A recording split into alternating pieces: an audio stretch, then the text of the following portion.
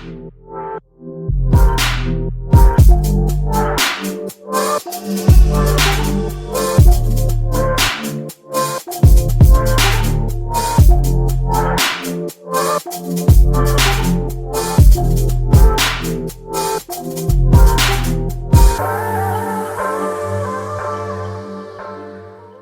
guys, my name is Amanda Joy Anderson, and this is The Observer and the Oracle. Hello! Thank you to everyone that has subscribed. I'm super grateful for you guys, and if you're brand new, hello. Today I wanted to do a video on shadow work.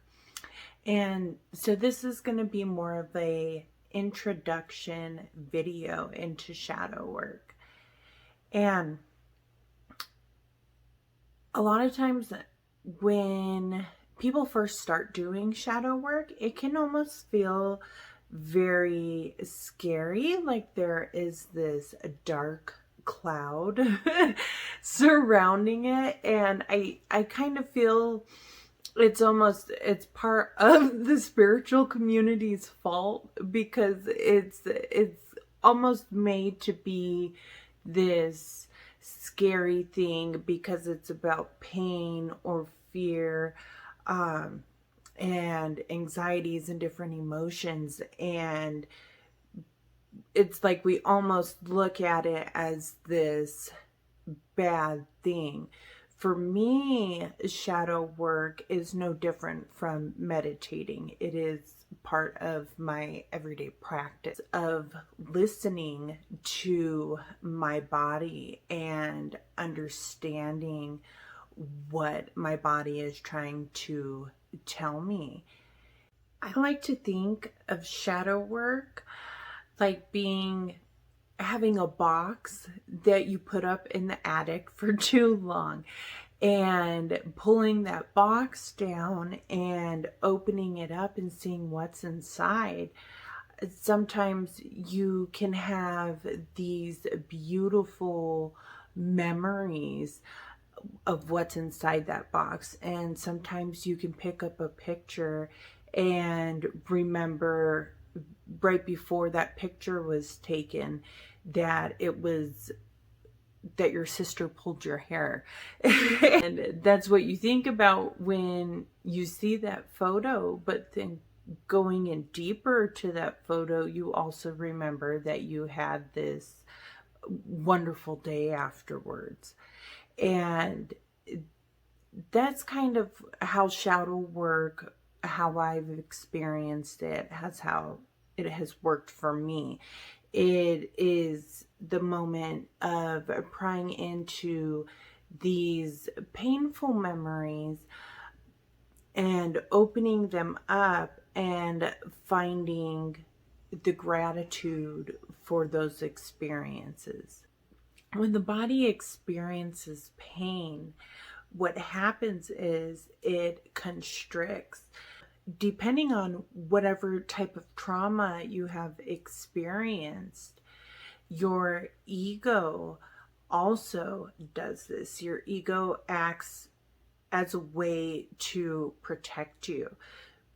With muscles, when they experience trauma, what happens is they not just constrict, but if they've experienced like extreme force, what happens is they will almost snug in to the bone and they will not let go. So this is why a lot of people experience different types of pain, especially hypertension, is because the body sees the outside as a threat. And when going into shadow work, and your ego may do the same thing. So it may trigger feelings of anxiety, energetic pain, sadness, emotions, and that is your ego's way of protecting you sometimes it can be enough to be like, okay, well, I'm not ready for this. I'm not ready to face it. So it's always super important to make sure that, one, when you are doing any type of shadow work, that you're in a safe space, that you feel safe, and that you are gentle with yourself. This doing shadow work is not anything to be forced, but it is the art of listening. And it's the art of listening to your body and your feelings and understanding your own personal trauma and experience and how your body remembers it. Because pulling these issues up, what happens is we can have these PTSD moments that make us feel very uncomfortable. So if you are just working on one memory, just start at that one. Don't try to do a lifetime of shadow work in a day, because how healing happens, it happens in a spiral. And what you start to heal today, in 2 weeks, in a month, in 6 months from now, 2 years, 5 years, 10 years, that same issue will have completely, you will have a different perspective of those issues throughout the timeline. As time goes on, you may come back to that same pain and be like, well, I've already healed this. I don't understand why it's still showing up for me. Well, Spirit always likes to have you view things from another understanding, another perspective. And this will allow you to view your experience on the different levels that it has affected you on. When these feelings arise, allow yourself to really feel them. We get so used to pushing uncomfortable and pain out of our systems. I mean, if we have a headache, we'll take an ibuprofen or a Motrin to get rid of the headache because we don't want to feel the headache. Or like when we feel anxiety, it's very easy for us to push these energies away because they do feel uncomfortable. So when they do arise, allowing yourself to feel the experience is key. Understand why you were feeling it, and not just why, going down into the root of the problem and understanding why you are experiencing this sadness. It could go down into like when you were 4 years old and someone took your toy away, but suddenly you find yourself, you're 28 years old and you feel like someone's trying to take your boyfriend away. These are things that we hold on to, and this is part of our shadow work. And not everything is super serious, but we start to understand why we are reacting to certain situations that we continue to react to. And once you've been able to pinpoint the source, the root of the experience. This allows you to not only to acknowledge the trauma and where it comes from, but it allows you to change and move forward and release that trauma and start a new pattern for yourself that you feel is much healthier and better for you. Personally, what I like to do is I either imagine myself comforting myself in whatever experience that I have, or I can imagine that person reacting in the way that I needed them to at that time.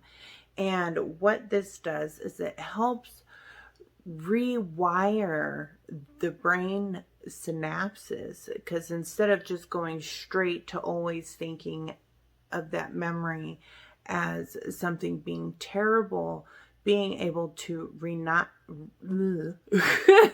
rewire your synapses into a positive thought will help build that bridge, so that way it doesn't continue to take you down that negative road. And all of this takes practice.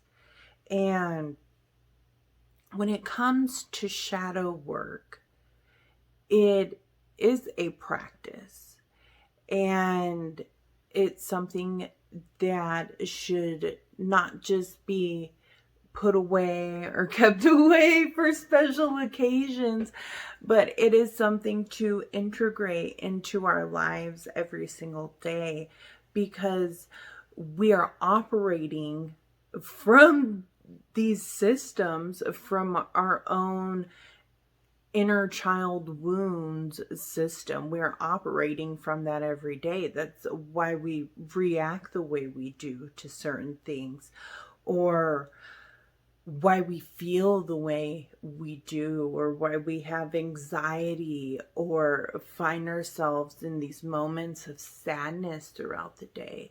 It's because we need to find the root of our own internal childhood issues, so that way we can work through them, let them go, create peace and forgiveness with them, and allow yourself to move forward.